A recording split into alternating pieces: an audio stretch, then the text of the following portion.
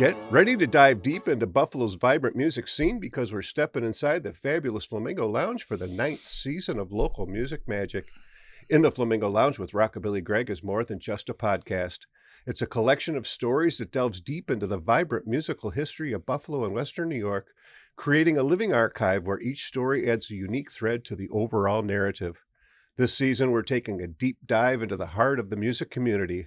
Join us for personal conversations with musicians and industry pros, where we celebrate the collective creativity that makes our favorite artists, venues, and events so special. But before we get started, I'd like to give a big shout out to our sponsors, CatsLikeUs.com, Diamond Hawk Golf Course and Pub, and valued supporters Buffalo Ironworks and Sportsman's Tavern for helping to keep the music alive. This week in the Flamingo Lounge, we are shining a massive spotlight on the incredible sounds, history, and legacy of the Niagara Frontier with Bruce Wojick and Frank Fracassi from the Niagara Falls Music Hall of Fame. Founded in 2017 as a 501c3, the Niagara Falls Music Hall of Fame has been on a dedicated mission to preserve and celebrate the rich musical heritage of the greater Niagara Falls region. Board President Bruce Wojick is a 2017 inductee, a mainstay of the Western New York scene since 1983, and one of the region's most respected guitarists and songwriters. You know him from the iconic bands like God's Children, Klear, The Struggle, Brothers of Invention, and touring nationally with the Strictly Hip. And alongside him is Vice President Frank Fracassi, a phenomenal keyboardist who has been fueling the local airwaves since the 60s and 70s with legendary groups like Penelope and currently with Everyday People and Summer of '69. When he's not behind the keys, he's a major force in the community with the Lewiston Kiwanis and the Lewiston Jazz Fest board. Please welcome to the Flamingo Lounge, Bruce Wojick and Frank Fracassi. Guys, Hi, Greg. welcome to my Flamingo Lounge. Glad to be here. Yeah, Thanks for having us, Greg. You're welcome. Glad to have you down. So it's, I think I reached out to you a while, Frank, and said, hey, I got to get those guys from the Niagara Falls Hall of Fame to come down here and tell their stories and, reach out a little bit.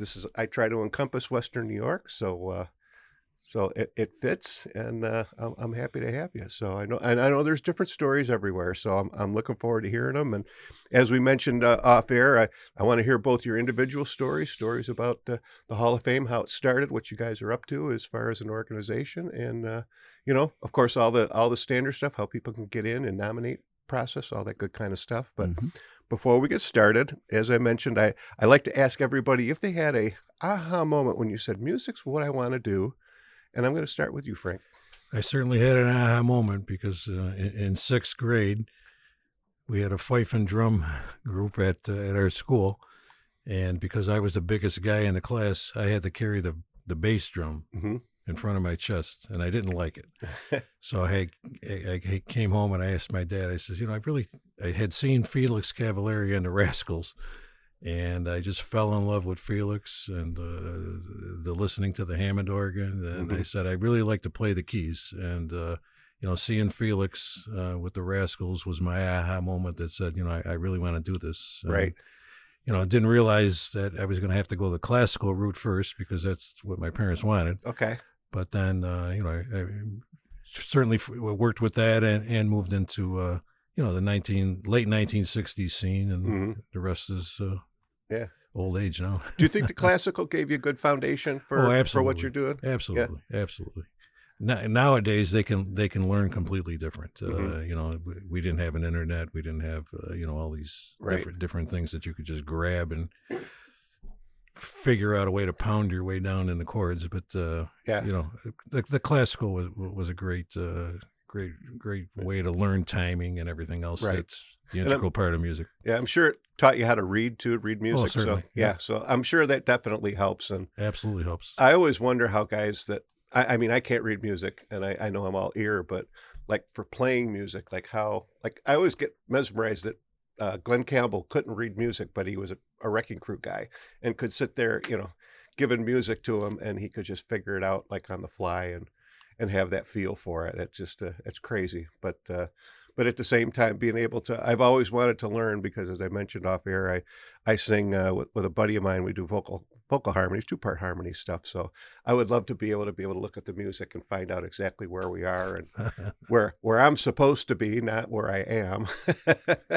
But now let me ask you, so were you part of the local, like a garage scene? It seems like some of the guys I've had down here, the 60s was a great time for garage bands. Yeah, we were more on the younger side, and we actually had a situation where a band we had by the name of the Tempos won a battle of bands at the Our Lady of Mount Carmel Church. And we had the Illusions and we had the London Fog. These were the older guys that were really good. Right. But most of us went to that church, and I think it was a CYO thing, and it was just the fact that the crowd knew us, gave us an unfair advantage, I think. Yeah. So we won it, but Bobby Latempio, who's a singer in the USA band. This is 1967. We were together. He's still out there. I'm still out there. Dave Colucci's still out there. So, but after that group, I was fortunate enough to hook up with a group called Everyday People, which was the old London Fog, and Tom Rotella was a very popular guitar player now. He's in our Hall of Fame. Right. And he was the leader. Then he went on to the Purple Gas, so we ended up getting a different guitar player. Then we were 15 years old, and we wanted to play in bars, and they didn't like our name of London Fog. Figured we'd be bringing in teeny boppers, so we changed it to Sly and the Family Stone, Everyday People, and made a living doing that. And then we hooked up with Penelope, lead singer Bob Sirianni, a blind kid, but he had perfect pitch. Right. He could intimidate if he was. I'm sorry, not intimidate. He could imitate Neil Diamond, Cher, whoever we decided to play with. And fortunately for us, we were, inducted into the Hall of Fame this year. Our group was into the Niagara Falls Music Hall of Fame. Oh, nice. And then, I played with them for a long time. And then duty called. I had to, for work purposes, I had to go on a project in Puerto Rico. So I left the band. And when I came back, I didn't miss it. Right. So I didn't play for about 12 years. Oh, wow. And then Carl Filbert, who's a bass player from Niagara Falls, another Hall of Fame player, he wanted to get the band back together, the Everyday People band. Okay. And Joe Sacco, who's a popular bar owner, so many places in Niagara Falls he owned and was a supporter of live music. He was opening a new place, and he remembered us from our teeny bop days. So he brought us in, and now our group, Everyday People, we play 5 to 7 times a year. Okay. And big events. Right. Recently we played at, what the heck was it? We were the opening act yesterday, in fact, for the Journey tribute band at the Music Mania Mondays. Oh, okay. And, we play at the Lewiston Peach Festival, those type of events. Sure. We're not looking for bars at that type of thing. Just something where the public can see us and get the class of 69, 70, and 71 people out there to reminisce about the old days. Yeah, that's always good to reminisce. Well, Bruce, I'm going to jump over to you. Did you have an aha moment? Yeah, I think twofold answer here. One being, I don't know how old I was. I was probably, 8, somewhere around there. And down the street, a couple of the kids, a little older than me, on their porch, summertime. And I just happened to walk over there and I hear a little bit of what it was Kiss from the Kiss Alive record. So like total opposite of Frank. I'm going to Kiss, no classical music, no nothing, right? Anyway. But then I think I just ever since I was young, there was nothing else that I ever wanted to do. I mean, I just had no aspiration to do anything else. Again, listening to early Elton John and things like that. And I just was like, oh my God, why does anybody want to do anything but this? Right. Yeah. So, and then the other moment was, speaking of Elton John, seeing Elton John at Rich Stadium, 1976. Elton John, Boss Skaggs, and a guy by the name of John Miles, who I'm not sure what happened to him, but my mom took me and my cousin Frank, and that was it. I was Wow. 8 years old, and I Wow. just was like, that's, and crazy enough, from that experience, there's a song on my new record that's called Louder Than Concord about that experience. Wow. And the name of the Elton John tour that year was Louder Than Concord, but not quite as pretty, reference to the jet. So yeah, that was it for me. Cool. I mean, that was it. I mean, that was it. There's nothing else I wanted to do at all. How cool though that your mom brought you to a show when you're 8 years old. I always say my parents, they went to shows a lot. I grew up in Fredonia, and they used to come up to Buffalo to Klein Hansen, Melody Fair, and all that. We weren't allowed to come. Yeah. That was for the grown-ups, And my friend that I sing with, his parents, took him to shows and Diamond and stuff like that. It wasn't the norm. I mean, me and my cousin Frank, who was how many older? Maybe 5 years older than me, 6 maybe. We begged her. Oh. And you guys know that back then it was a lot more free at shows in terms of stuff going on. Right. You know what I mean? It was not like it is today. Yes. And that's why I didn't get to go. Yeah, well, and so my grandparents who raised me basically with my mom. Oh my God, I remember my grandmother was just like beside herself, right? Like, make sure you get him back, get these guys back safe. And crazy enough, I remember one thing in walking through the hallway, and there was a guy with no shirt on and cut off jeans, and he was on the ground leaning, knees up, leaning back in the hallway, and he was shooting drugs. Mm-hmm. And I walked by, and like my mom was like, "You just walk, right? Just walk." But I never have I forgotten that, like ever, right. Like, and I was like, "Wow, that's something that nobody should do." I think, right? Don't do that. So anyway, sorry to be so blatant about that, but it's just something that's stuck in my mind forever. Yeah, I know my first show was 1982, The Who, with the Clash and David Johansen. Right when I started college. The September of 82 there. And I remember going there, and it was my first experience too. And I'm looking around, and there was a guy, I mean, we got there maybe at noon. I mean, the Who didn't come on until like 9 o'clock. I mean, it was the longest day. Yeah.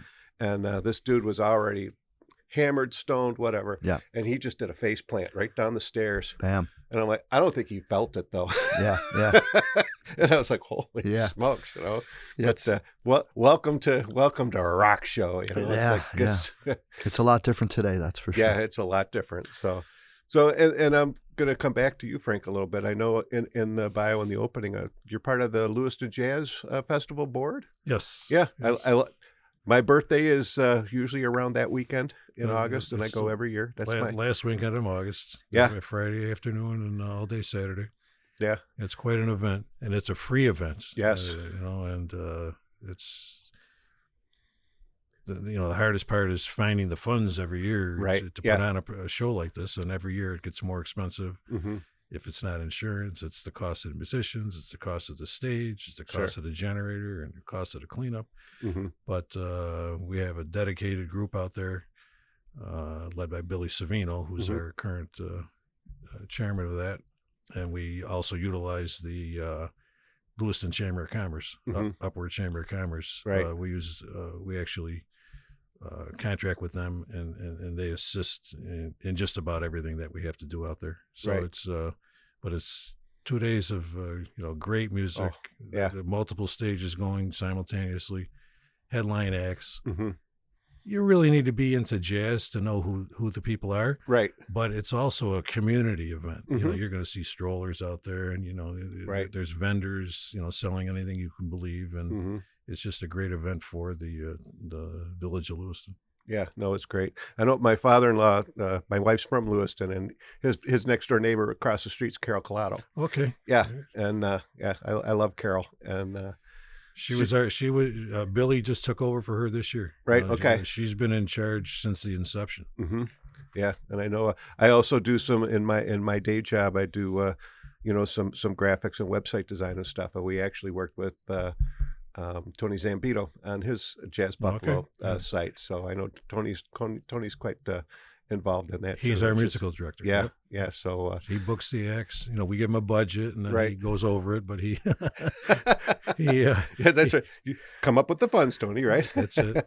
You bring in headliners and you bring in locals. It's a great mix. Right. It's a No, great it's mix. I've always enjoyed it, and I know, gosh, years ago when I met my wife, I'm also Irish. I'm a Hennessy, and let's go to the Irish Festival. It's the same day as the Lewiston Jazz, and we went down to that, and I enjoyed it. But next year we went up to Jazz Festival. I'm like, no, we're going to come to Jazz. One of the things you don't realize is there's musicians that cross over from Right. from rock to Oh gosh, to yes. jazz, and in fact, Bruce plays with Will Horton just to Oh. pick out Will, Mm-hmm. and plays sax with him in Struggle, I believe, right? Yeah, Holton. Holton, I'm sorry. Holton, Yeah. I'm sorry. But 2 years ago, he had his jazz band, Mhm. right in front of the Frontier House. Right. They were pulling people away from the headliners. Yeah. That's how good his band is. Right. Yeah. I just saw Will. He was doing a show with Jeff Nixon for the Bills alumni, Yeah. and he was up there and I Yeah. talked to him a little bit. Got some nice photos of him, and yeah, he's a good guy. Yeah. And I know Van Taylor from the Buffalo Music Hall of Fame. And Van always told me, he says, I'll show you. He says, show me a good metal guy, and I'll show you a guy who also knows jazz. He says, because metal is just kind of stripped down jazz. I love it.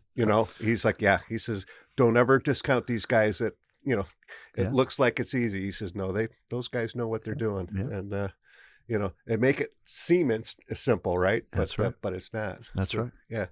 So, Bruce, go back over to you. So now you've been in a bunch of bands here, and as we mentioned offline, you're good buddies and have been in a band with my good buddy Jessie Galante. Mhm. We were talking very, very highly of her. Oh, and yeah. she's the reason we're all down here right now. There you go. Yeah. And so give me a little background of the bands you've been in and all the places you've gone and the things you've seen. Oh man. Yeah. Well, I'll try to keep it short. I mean, again, the first real band actually is 1990, God's Children. Just again decided that we're gonna do our own stuff, write it, play it, and so that's what we did. We put out I don't know, 4 records and a couple. And the first one was a cassette. Remember those? Right. Yeah. I've got And, some. Yeah, and speaking of Jessie, like I said to you earlier, Jessie was on our first full length record called My Snake, and Jessie and Sue Kincaid sang on a couple tracks on that record, and that band did great. We had showcased for labels numerous times at CBGB and came close, to getting a deal, and actually went to Vegas to record a record under the pretense that we were going to get this deal with this company called Eureka Records at the time. And Mike Sack brought us out there. Remember Mike Sack from Trackmaster? Mm-hmm. And that didn't happen. And at that point, then our guitar player, Peter, wanted to go to law school. So Peter went to law school and ended up being an entertainment attorney. Actually advises me on all legal matters in my career right now. Right, yeah. And then I started this thing called Klear with a K because we thought we were cool. Right. We thought we were cool young With a cats. K? Yeah. And that did really well. And we put out a few records with that band. Had a few lead singer changes. Mm-hmm. Second record was recorded and produced by Robbie Takak, who signed us to his label Good Carmel Records at the time, 2002, 2003. Did great with that. Again, showcased for a bunch of labels. Played, again, some great places, like, again, CBGB again. So lucky to be able to play there numerous times. Right. Played the Viper Room, played the Whiskey in Hollywood there. Just did some great stuff. Then lead singer decided to take off, one of those classic tales, and do his own thing. And so we got another singer, and never made a record with that singer. We're actually in the process of making a record, and Robbie was still on board with us at that point, and we actually did all the tracking above the Century Grill at the time. Okay. The Goose had all their stuff up there, and so Robbie said, "Come up there and do that." So we recorded all this stuff, and then that singer turned out to be he just lost his mind as well, and so we fired him. And then at that point, we got a third singer who was Joe Caffarella from the metal band Stem from Niagara Falls. And we put out a record there, and then sort of slid off of that. We came back with the full original lineup in 2016, put out another record called Eyes Wide Open there. And then a few years before that, though, I said, you know what, I need to do my own thing. So in 2011 is when I started doing my own thing, which is now Myself in the Struggle. And we just put out a new record in October, so not yet a year old.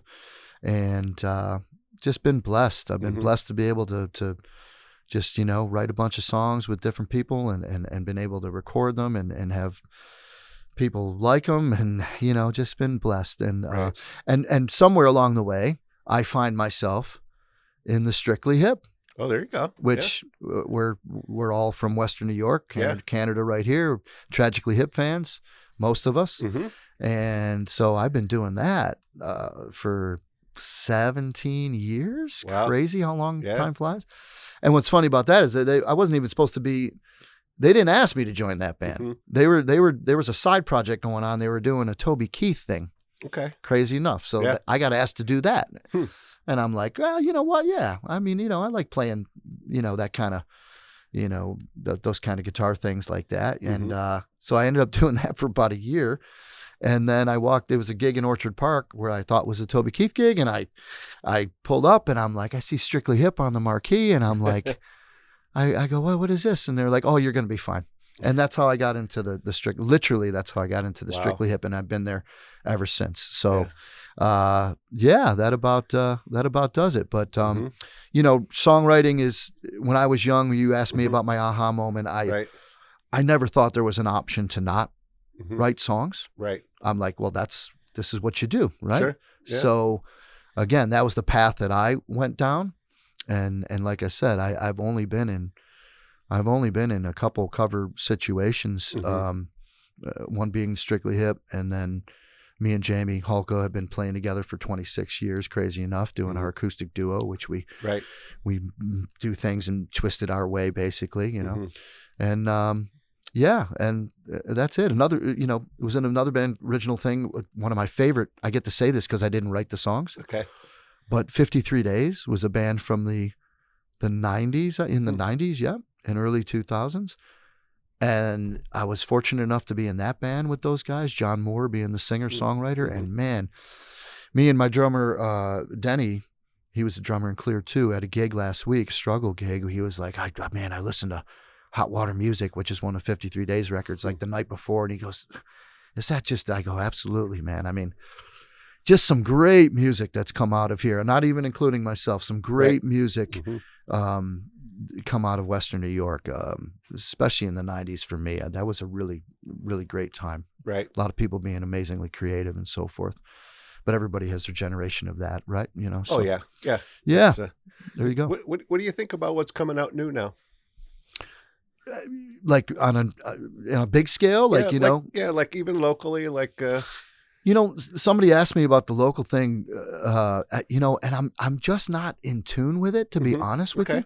I mean, I'm not in tune with the younger, like when I say younger, like people that are 20 and some, in that age, in that 20, 25, I'm not keyed in on it. The scene was, hey, look who this is. Look at this. Oh, that's Will Holton. How about that? Isn't that great? That's calling on the phone. That's fantastic. Yeah, that's wild. Should I get it and tell him we're here? It keeps going. Please allow me to introduce myself.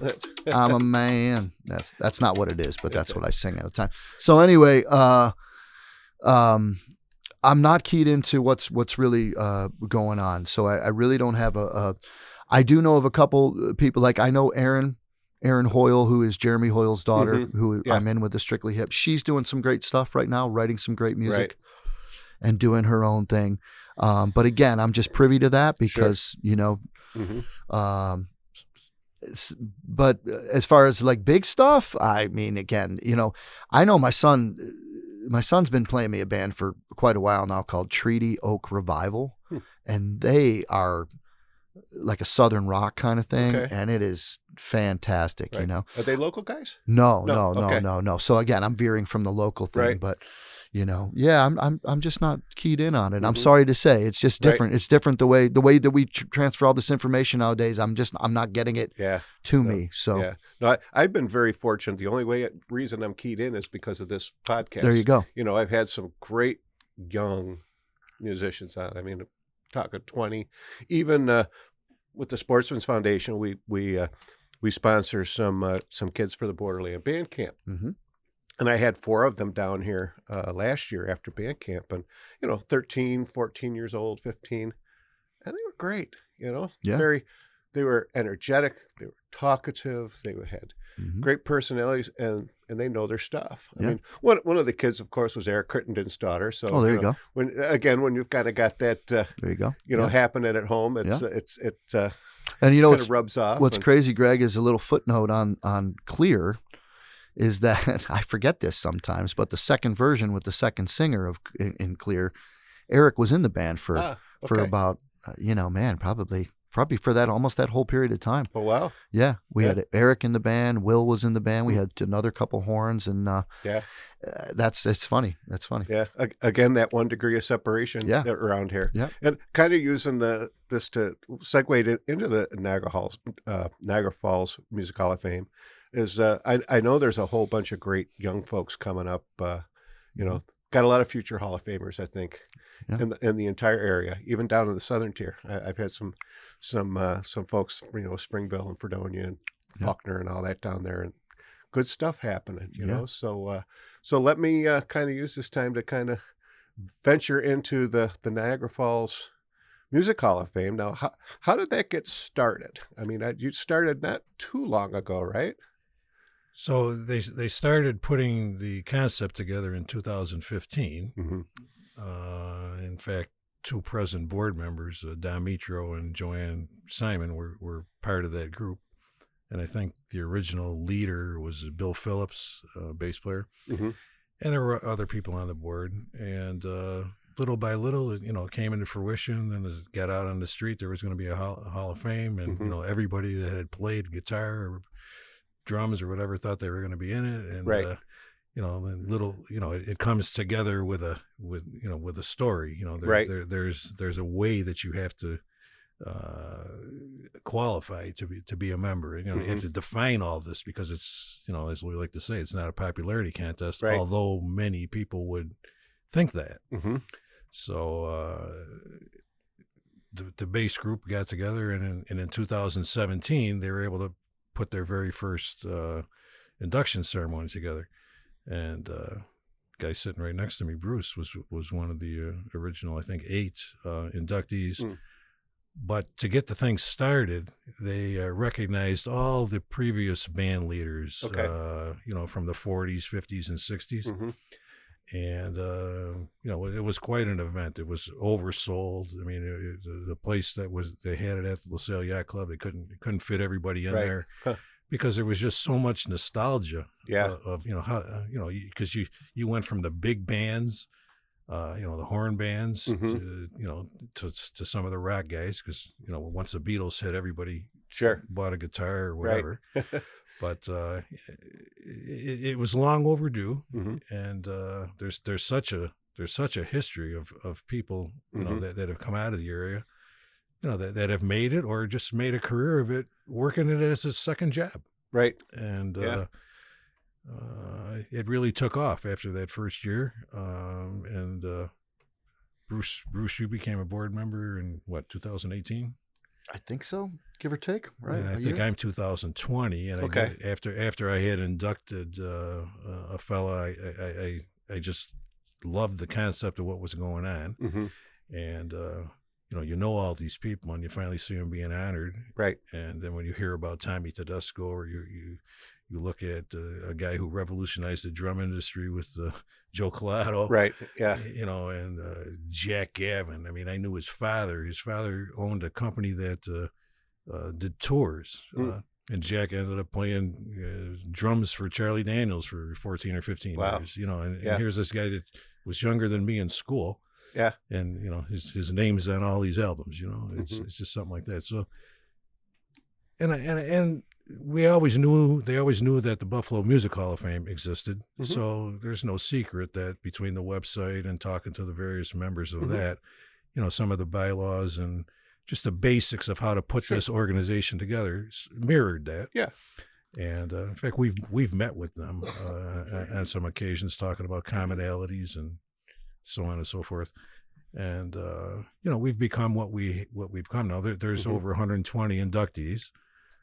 We're on the verge of finally getting a room Mhm. at the NAC. It's the Okay, at yep. Niagara Falls High School. Mhm. And rather than just being a website, we're gonna have a little museum. Oh, nice. And you're Cool. gonna be able to read about all the different players, and we'll have some guitars, whatever we can get. We're putting a order out now to the different musicians. What are they willing Sure. to give up? Yeah.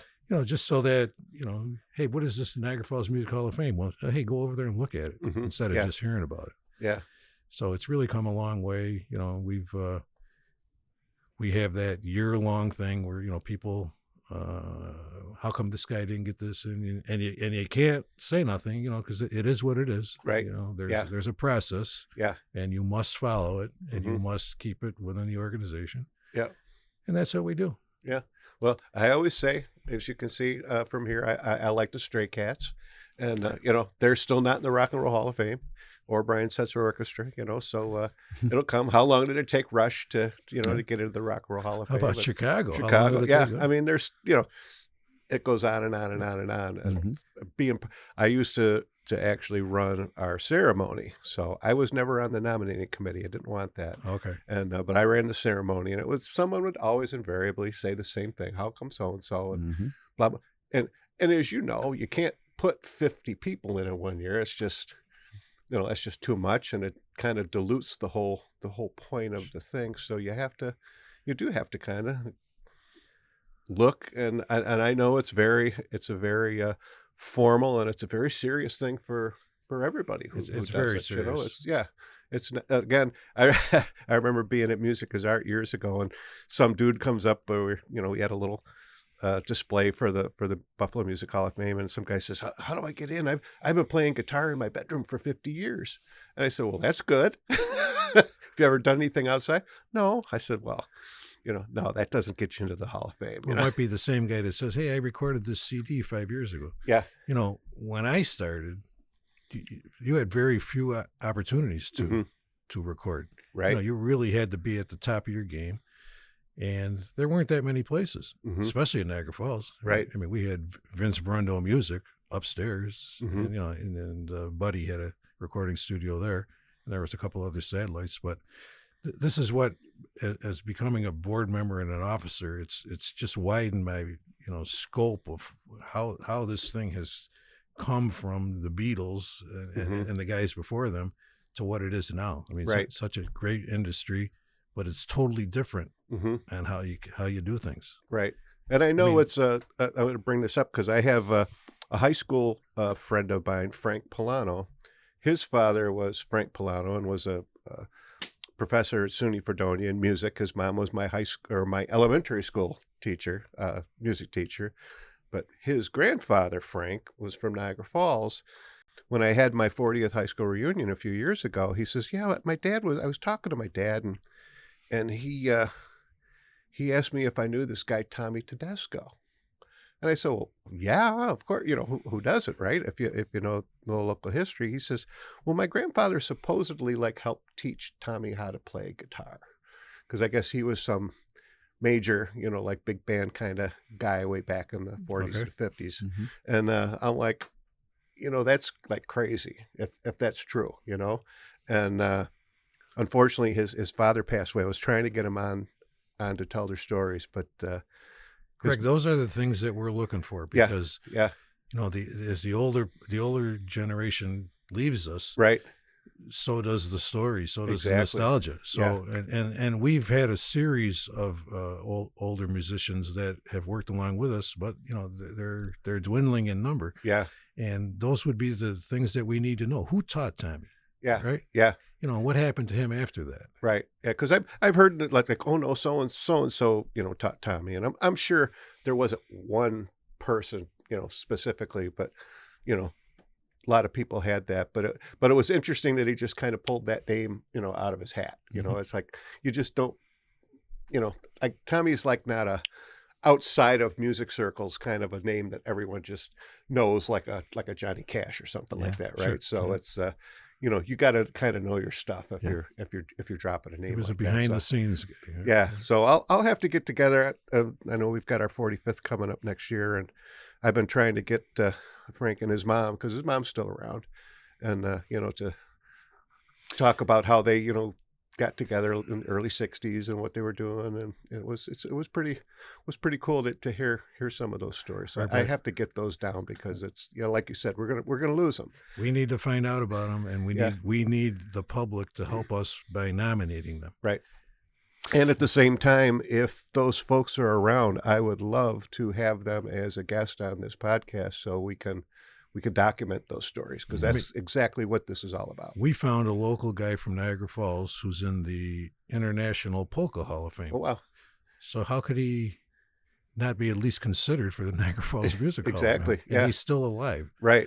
So we reached out to him, and his family was able to put a application in for him, a nomination for him, I should say. It's funny you say that about Tommy Tedesco, because so I grow up in my family, on my mother's side of the family, and that's all I heard about was Tommy, because Tommy was my grandfather's, so Aunt Villa from Grand Avenue in Niagara Falls, Frank. Right around the corner. I believe it was her son. Her son was Vito. Now, my grandfather's name was Vito, two different Vitos. My son's name is Vito. Mm-hmm. I wanted to torture him with that name, Vito Wojick. There you go. But so everybody knows I love music, and I'm starting to try to play guitar as a young age, and they're telling me about Tommy. And Tommy's part of our family. He's part of our family. And so as I get a little older, and Tommy would come to family picnics.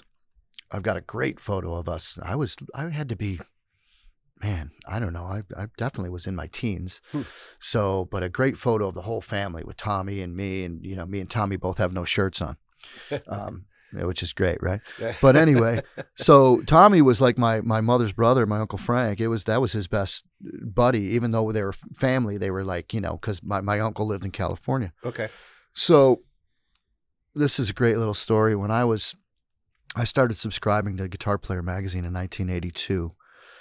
And I remember at the time in the back pages, there was an ad for a magazine, or a book they called The Power of One. And for this ad, it was all these guitar players sitting around this long rectangular table. And it was everybody from Tommy Tedesco, Joe Pass, Larry Carlton. Oh my God, who else is in there? But one of the guys is Eddie Van Halen. Wow. Now, at the time, I'm out of my mind about Van Halen. Still am. That's nothing makes me feel good is as good as when Van Halen is on. Anyway, so we're going to California. We're going to see my uncle and my aunt, and my uncle says, we're going to go see Tommy, when I get there. I said, oh, awesome. So we go to see Tommy. Now, again, I had met Tommy numerous times before that, but I really wasn't playing guitar. I mean, I was dabbling with it. Right. So I'm starting to play guitar. I don't know crap really on guitar. Really. I mean, really, I don't know anything. But, I can play some, bar chords and things like that. Anyway, so we get there, and of course they shuffle me. They probably convinced Tommy, you know what I mean? Tommy knows who I am, but he's like, hey, go and play some guitar with Bruce. And so Tommy's got shorts on, no shirt, you know what I mean? Just fantastic. I think he was having a sandwich when I walked in. And so we all hung out for a little bit as a family, and then me and Tommy go in a room, and there's a couple great photos of me and Tommy. And he gives me he was playing the Yamaha guitars at the time.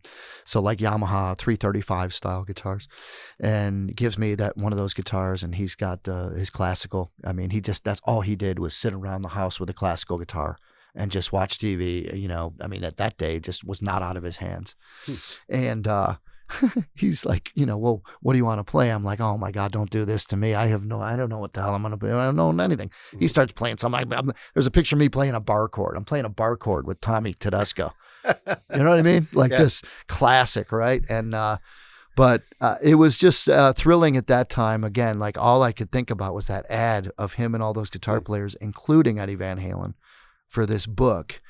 And I'm like, wow. I mean, I know Tommy and I know what he does.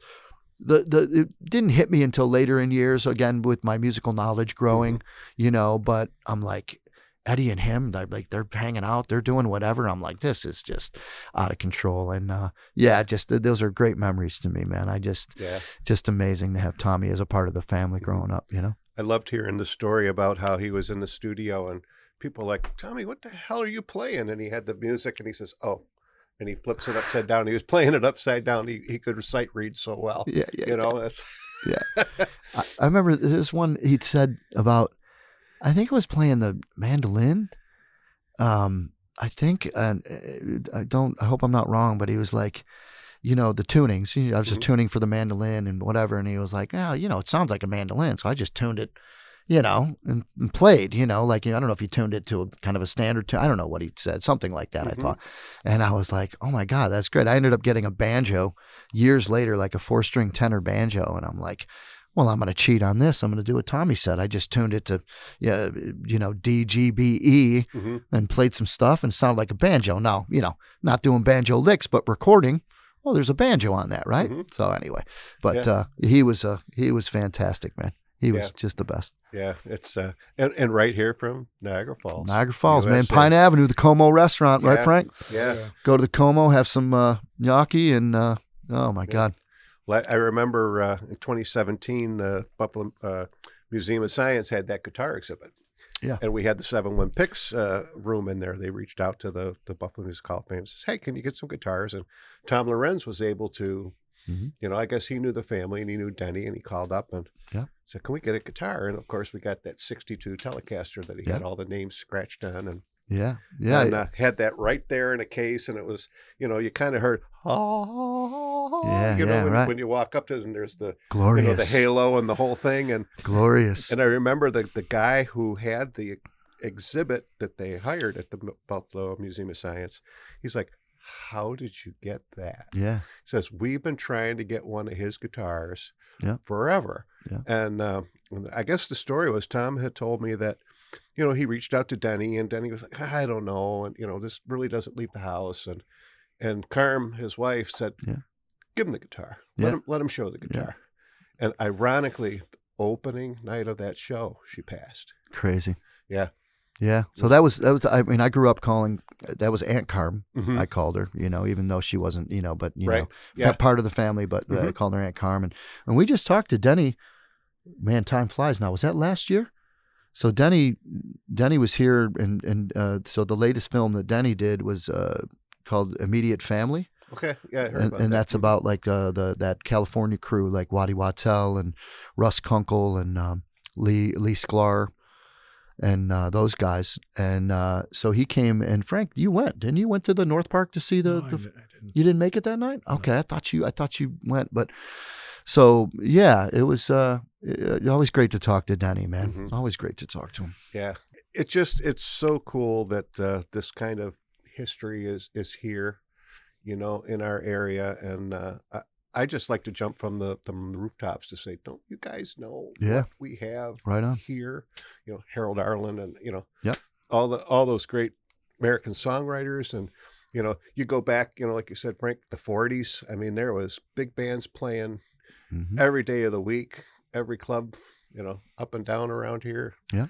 I know, again, Tom Lorenz has talked about his band and with his brother and all that back in the day. They used to play up in Niagara Falls. I can't remember which hotel they were up on Transit Road, and they were really, they were just always working, and of course back then he says we could make a couple $100 a night, and now you're still making maybe that, but it's terrible. It's terrible. It's horrible. It's plus there's a lot less places to play. Right. It used to be a house band. You'd be there for a month. Yeah. And you could practice and, you'd be like a jukebox. You had to learn new tunes every week because you had same people coming in. Sure. But that's history now. Yeah. But that certainly lets you learn your chops too, right? Sure. And in front of an audience and because I'll never forget, Tom told the story. He was up there in Niagara Falls and they're playing and no one's listening and they're trying to play louder. And I can't remember who it was, but it was a drummer. And he says,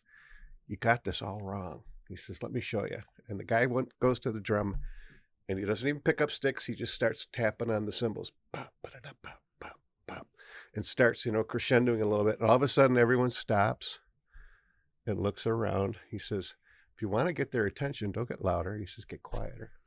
Because then everybody kind of goes, what's going on? And I thought that was, I told that story to someone. They're like, no, that doesn't work.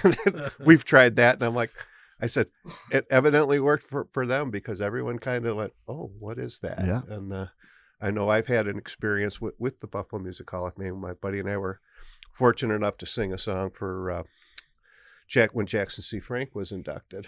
And we sang Blues Run the Game, and we had that same thing happen. We started singing, and the place went quiet. The only thing you could hear was us singing. That was the coolest. That's awesome. That was the coolest damn thing that I've ever experienced on Awesome. stage. You talk about, that was one of my kind of aha moments. Later in singing, I never thought of myself really as a musician until kind of that night. It's like, wow, we've got everybody. And Fantastic. kind of a mic drop, done. One song. That's it. But so cool for that. So Very cool. yeah. Now, Frank, we've kind of skipped over some of the bands that you've been in. So I know Summer '69 is a pretty popular band around the area. For since 2005, this group of musicians, led by Hall of Famer Gary Baker, who's in the Buffalo Music Hall of Fame, Niagara Falls Music Hall of Fame, Yeah, I swear. Alabama Yep. Music Hall of Fame. His buddies just thought about getting together, and having a little gig Mm-hmm. to raise some money. And little by little, it took off to where the Lewiston Council on the Arts took it over. And so one night you play for Lewiston Council of Arts. We just played recently this past Saturday. Mm-hmm. But the night before, they had one of the other bands that's in Summer 60. So there's three bands that make up Summer 69. Okay. And one of the groups played at the Jug in Youngstown. Mm-hmm. And all the proceeds for that went to Hearts, a home assistance referral team. So again, you're doing these volunteer things, and it's just something that's took off, and every year nobody wants to do it, but then when March, April come around, the different agencies will start calling, are you going to do it again? And you can't say no. Right. So Yeah. so it just keeps coming back, and it's all 60s and 70s stuff, and then Gary performs his classic hits, Right. and it's just a good time. It's mainly known about right in and around Lewiston proper, but it's something that gets a whole bunch of guys back together and brings them back to when they were 15, 16 years old playing in the garage. Well, can a musician actually retire? I mean, isn't it in your blood that how many bands that I can't remember which band it was, they actually were like, this is our first retirement tour. Because it's like, I think the show I saw with The Who in 1982 was a retirement show. That's so true. We're retiring. That's sure. so funny. Yeah. 40 years later, they're still playing. Yeah. And it's in your blood. Yeah. I have heard of some people that've just kind of cold turkey done and no more. But for the most people, it's in your blood, right? It never gets old, I guess, No. right? When you go out and you do your thing and people enjoy it. I mean, it's just something about that give and take. It just never, you're correct, Greg. It never gets old, Yeah. Now I wanted to ask you, because I actually had Brad Thatchick down here on the show. Yeah. And he was, of course, the director when you did the Strictly Hip show with the BPO. Yeah. What is that like to have, a full orchestra behind you? I mean, when you're a band, you can kind of slip up a little bit here and there, right? But you've got all these folks behind you. It's got to be a little intimidating, I would think, or maybe I'm wrong. No, you're right. I mean, again, we're fortunate enough that we've done it now with the BPO, I think 4, maybe 5 times. And Brad has conducted all of those except one, I think. So anybody out there fact checking, be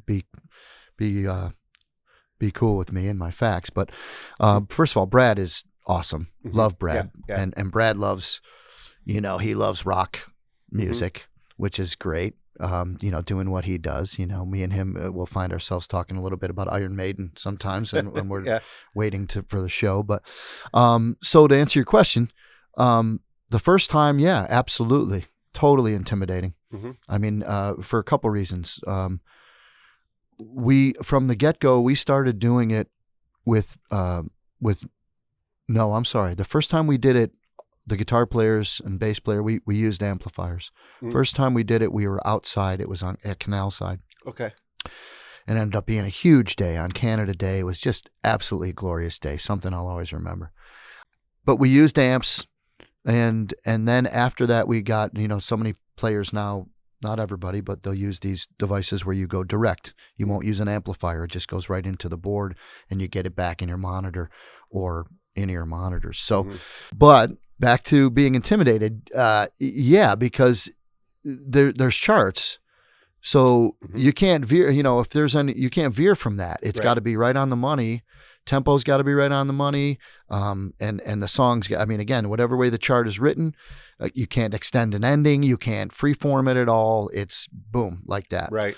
So, it was intimidating. But then as you go and you keep going, now we've got it down to a science, which is awesome, right? Mm-hmm. And since then, we did not use in-ear monitors on that first one, but since then it's always in-ear monitors. We go direct with guitars and bass, so there's less noise on the stage for the orchestra. Okay. And because the less noise for them, the better.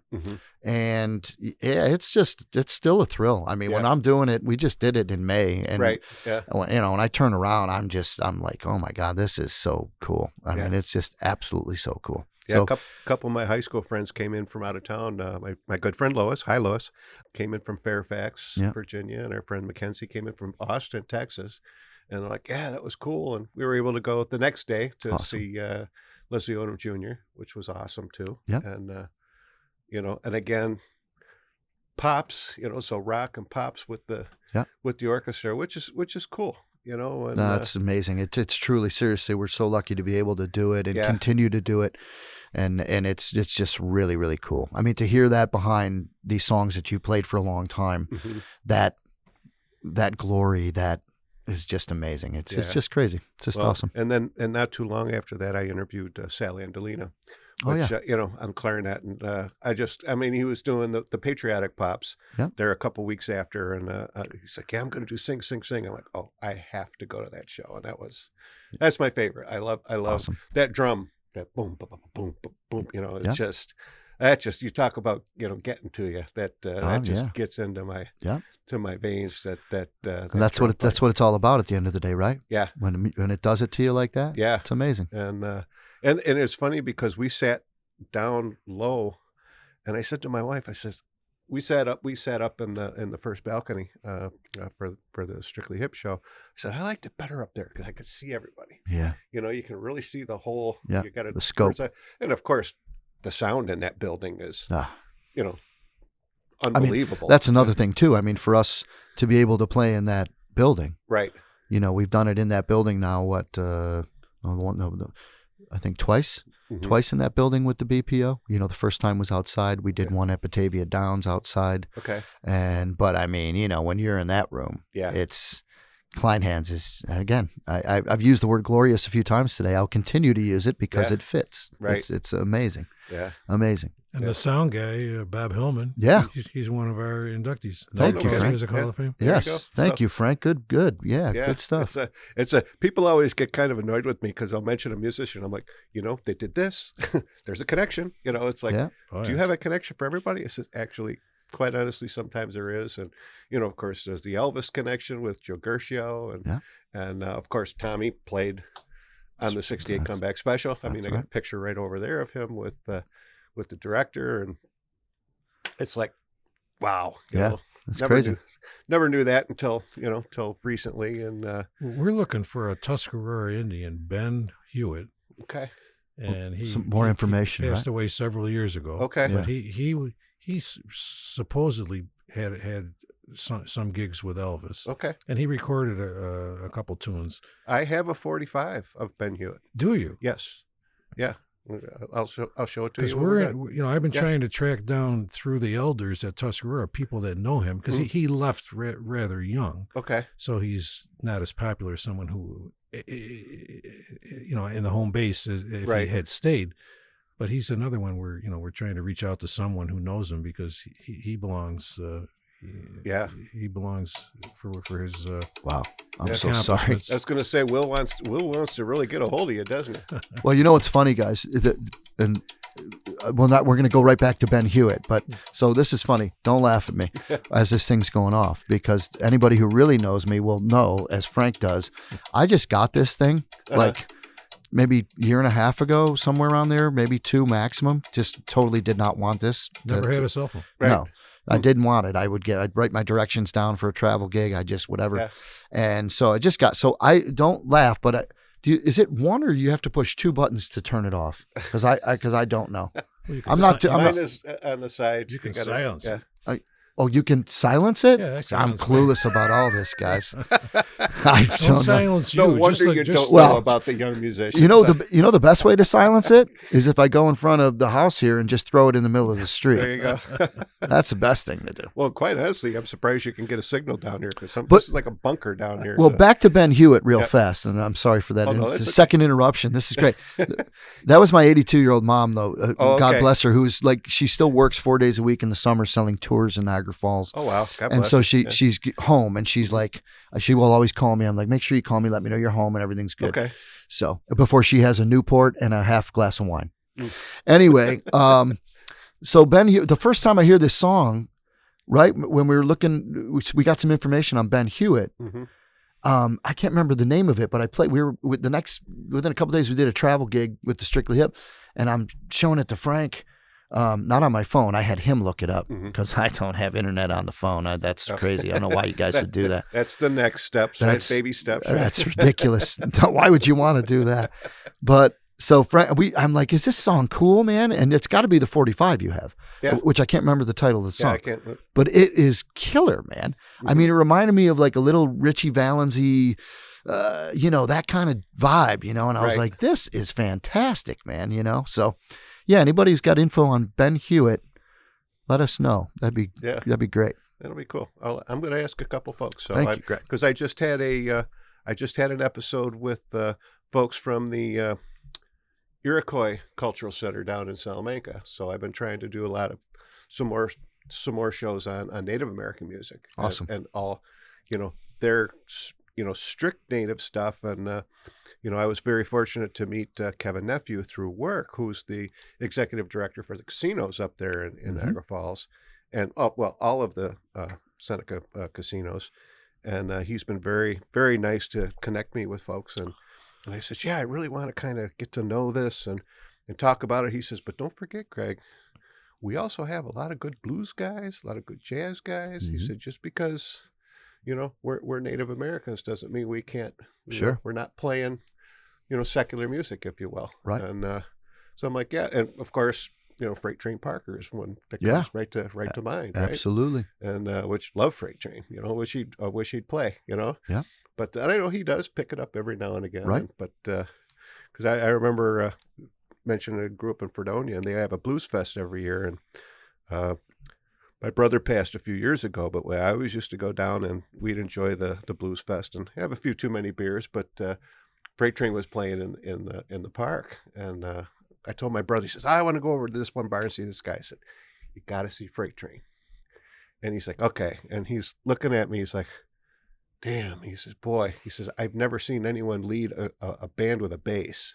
He says, this guy is good. And of course, a very young Grace Logan was playing with him at the time. Yeah. And she was killing it and still killing it. And, so it's like, yeah. What's crazy is you're just mentioning Freight Train. And so the struggle, my project now, myself and the struggle. So we just had our first show with a new member of the band, Sharon Bailey. And so Sharon's in the band now. And I said, Sharon, I know a lot of what and she had just mentioned to me, she goes, well, I did this, I did that, and I played with Freight Train. Okay, that's why the name and so you're just sort of, that was in the last couple of days, but just again, all those 1 degree of separation. Tying it in, yeah. Yeah, it's crazy. So, well, guys, we're getting really close to the top of the hour here. It goes fast when we're talking about stuff. So, as I mentioned, Frank, why don't you tell us what's the process to first get nominated? Because you got to get nominated first. Yep. So what's that process first for the Niagara Falls. So the easiest thing is to go to our website, Mm-hmm. which is nfmusichof.org. And one of the first things you'll see is the nomination form. Mm-hmm. And the nomination form itself can be printed, Mm-hmm. or you can fill it out online. There's specific questions about, your ties to the area, what you've done, how long you've done it, Mm-hmm. if you're a band, who the different band members are, basic information. Right. And then there'll be some general questions which you need to embellish. Mm-hmm. Show us how this happened over time. What did you do? Where did you play? Mm-hmm. Did you travel? Did you record? Mm-hmm. Especially if you're an old timer, that's even more important. And it's pretty much word of mouth. I mean, we get nominations in. We're currently. We closed our nominations May 30th, Mm-hmm. and the group is evaluating the current nominations now. Mm-hmm. If someone is not chosen, their records stay live, Mm-hmm.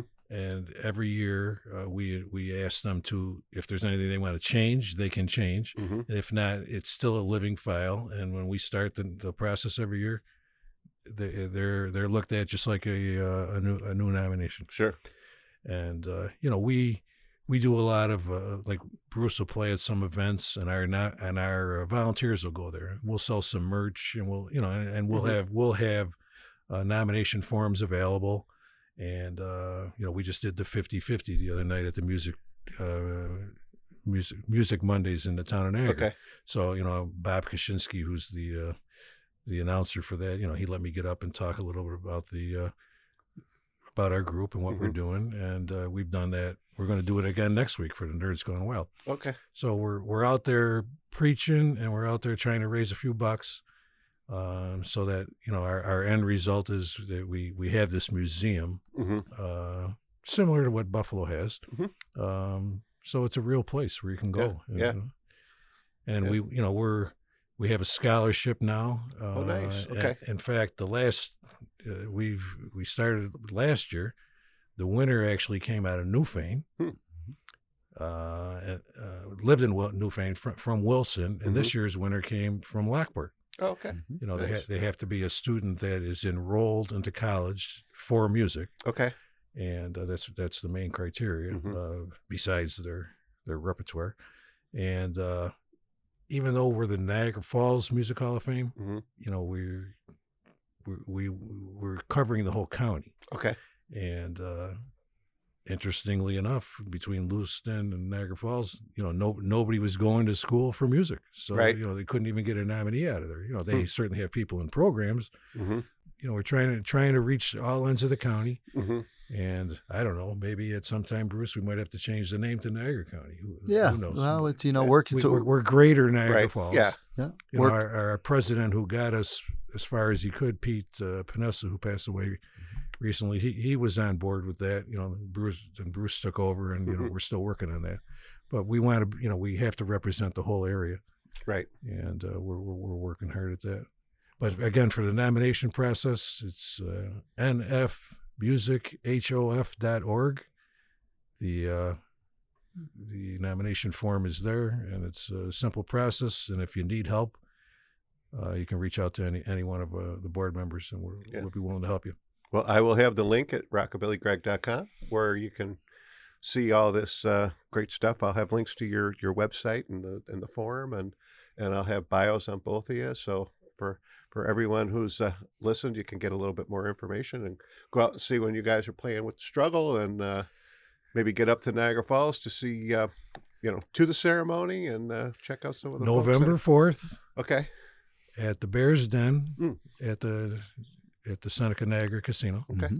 This will be our 4th year. I think so. 4th year Nice. Yeah. at the casino doing it. So November 4th. And we're looking forward to it. Another great one. Oh, that's great. Well, Bruce, Frank, can't thank you enough for coming down and telling your stories. It's been fantastic. This has been great. Hey, This has Greg, been great. Greg, I brought you a record, my man. Cool. I love it. There's a new Struggle record for you. Great. Oh, I appreciate it. So So those of you who are my age, it's an album. Yeah. Yes, an album. It's an album. Yes. That's right. Yes, an album. Yeah. And of course, for those who are even older than all of us, is the album came from the 78s that they actually had Remember that? in an actual album. Yeah, I have some of those down here. So 33, I like 45, and 78. yeah, I like to collect there's some great 78s from local. That's Are there? I've got some April Stevens' first recording on 78, Nice. which I guess was very risque for the time. I can't Nice. remember the name of the record, but it was quite the eye opener. She was like 15 or something like that, singing this That's awesome. in the 50s. I love it. And I'd be remiss if I didn't say that both her and her brother are Yes. inducted into Niagara Falls Music Hall Yeah. of Fame. Yes. Yeah, they were awesome. So And Greg, just real fast, if you're okay with this, a little shameless promotion for myself and the band. So that's the first record on vinyl. You can get that at my website, which is brucewojick.com or segnorecords.com. And obviously all that new music is on all the streaming stuff, Spotify, Amazon, Apple Music, Pandora, blah, blah, blah, blah, blah. great. No, I'll have those links at rockabillygreg.com also. So no, Awesome. thanks. It's absolutely. So again, Frank, Bruce, thanks for coming down. And for everyone who's tuned in, we hope you've had just as much fun as we have at this episode. And as always, you can find your podcasts where you get your podcasts at Apple Music, Spotify, iHeartRadio, Amazon Audible, YouTube, thebuffalohive.com, and of course you can always find them at rockabillygreg.com, where it's all about the music. And as I mentioned, I'll have links and I'll have some pictures and some other stuff. Hopefully I can find some videos of that, of the ceremonies and of your bands playing, and really make a nice little place for you to come and listen to the episode and find out some information on these guys. So again, thanks for coming down. And to everyone who's tuned in, we'll see you next week. Thanks Bye-bye. so much, Greg. Pleasure to be here. Thanks for having us. You're welcome. Thank you. In the Flamingo Lounge is made possible in part by catslikeus.com, your online store for authentic vintage clothing and accessories. Buffalo Ironworks, an intimate live music venue and bar located in the Cobblestone District in downtown Buffalo. Sportsman's Tavern, Buffalo's original honky-tonk and popular live music venue. And by Diamond Hawk Golf Course and Pub, Western New York's premier golf course, restaurant, and banquet facility.